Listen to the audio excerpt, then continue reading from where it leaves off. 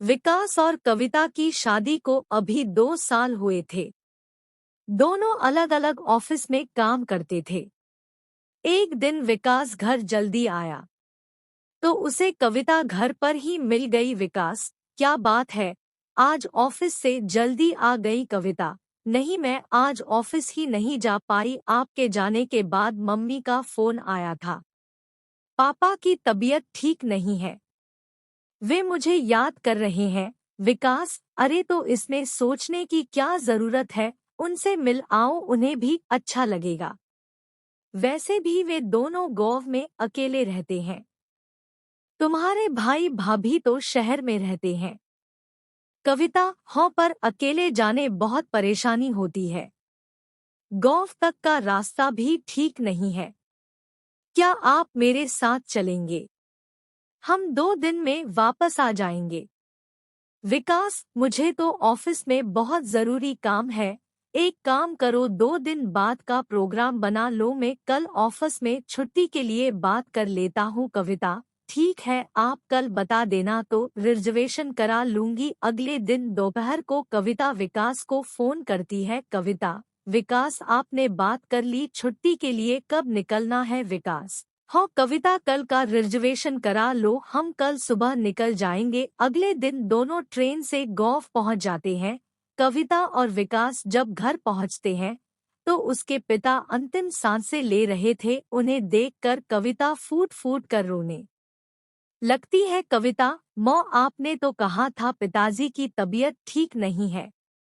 ये इतने बीमार थे तो पहले क्यों नहीं बताया? हम इन्हें शहर के किसी अच्छे हॉस्पिटल में दिखा लेते। मौ बेटी, तेरे पापा ने जिद पकड़ रखी थी कि वे अपना अंतिम समय यहीं गोवा में बिताना चाहते हैं। तभी पीछे से संजय की आवाज आई। संजय कविता का भाई था। संजय, हाँ, सब कुछ बेटी ही करेगी बेटे के लिए, तो इस घर के दरवाजे पहले ही बंद हो चुके हैं। सारी खबर बेटी को दी जाएगी, यही इलाज कराएगी। कविता, भैया, आप यह क्या कह रहे हैं? मैं भी अभी अभी आई हूँ और आपका फर्ज है माँ बाप का ख्याल रखने का। आप यहाँ से जाने के बाद कभी इनसे मिलने आए हैं? संजय, तुम दोनों जा आ जाते हैं।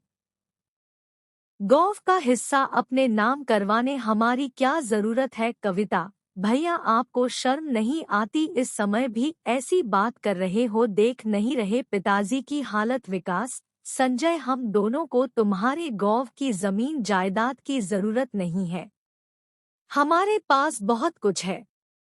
यह हिस्सा तुम्हें ही मुबारक हो, और जरूरी नहीं कि बेटी अपने पीहर आए तो हिस्सा मांगने ही आएगी। संजय मौके की नजाकत को देखकर चुप हो जाता है। कविता को अपने भाई की बातें बहुत बुरी लग रही थी। वह अपने पापा के सिरहाने बैठकर रो रही थी।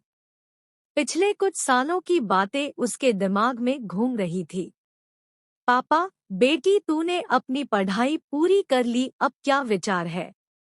कविता, पापा, मैं नौकरी करना चाहती हूँ, उसके लिए शहर जाना पड़ेगा। पापा, ठीक है, मैं तू नौकरी के लिए अप्लाई कर, मैं तेरे साथ शहर चलूंगा। कुछ ही दिनों में कविता की नौकरी पक्की हो जाती है। उसके पापा उसके साथ शहर आ जाते हैं, अच्छे से उसके रहने खाने का इंतजाम कर देते हैं। कुछ दिन उसके साथ रहकर वापस गोवा आ जाते हैं। इस बात से संजय और उसकी पत्नी बहुत गुस्सा होते हैं। वे दोनों हर दिन माता पिता से लड़ते थे। एक दिन दुखी होकर पिता ने दोनों से कहा, पिता, तुम अपना रहने का इंतजाम कहीं और कर लो, हमें चैन से रहने दो, ये लो 1 लाख रुपए। संजय अपनी पत्नी के साथ शहर आ जाता है और नौकरी करने लगता है। उसके बाद संजय कभी गोवा नहीं गया, जहां तक कि बहन की शादी में भी वह नहीं पहुंचा। यही सब सोचकर कविता रो रही थी। तभी उसके पिता ने आंख खोलकर अपनी बेटी को देखा। उनकी आंखों में अब पहले जैसी चमक नहीं थी, अकेलापन और उदासी छाई हुई थी। उन्होंने एक बार कविता को देखा और एक बार अपनी पत्नी को देखा, जो उनके पैरों के पास बैठी रो रही थी, जैसे वे कह रहे हैं कि मेरे बाद तेरी मौका क्या होगा।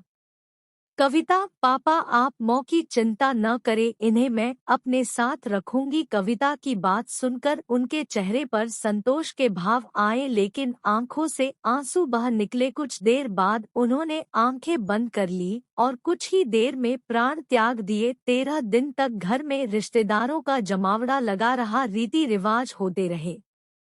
13वीं के बाद सब चले गए। कविता, विकास, क्या हम मौ को अपने साथ रख सकते हैं? विकास, हो क्यों नहीं, लेकिन मेरी एक शर्त है। कविता, वह क्या? विकास, यह पूरी जायदाद मौ को संजय के नाम करनी होगी। जेवर, रुपया, सब कुछ, नहीं तो वह यही कहेगा जायदाद के चक्कर में मौ को ले गए। कविता ने संजय को बुलाकर अपना फैसला सुनाया और पेपर तैयार करवा कर सब कुछ उसके नाम कर दिया। चलते समय कविता ने संजय से कहा, कविता भैया, एक बात याद रखना, बेटियां केवल दुख दर्द बांटने आती है, जमीन जायदाद नहीं। अगर आपको हमारी स्टोरी अच्छी लगी हो तो अपने दोस्तों के साथ भी शेयर कीजिए और कमेंट में ज़रूर बताइए कि कैसी लगी हमारी स्टोरी। लाइक एंड सब्सक्राइब करें।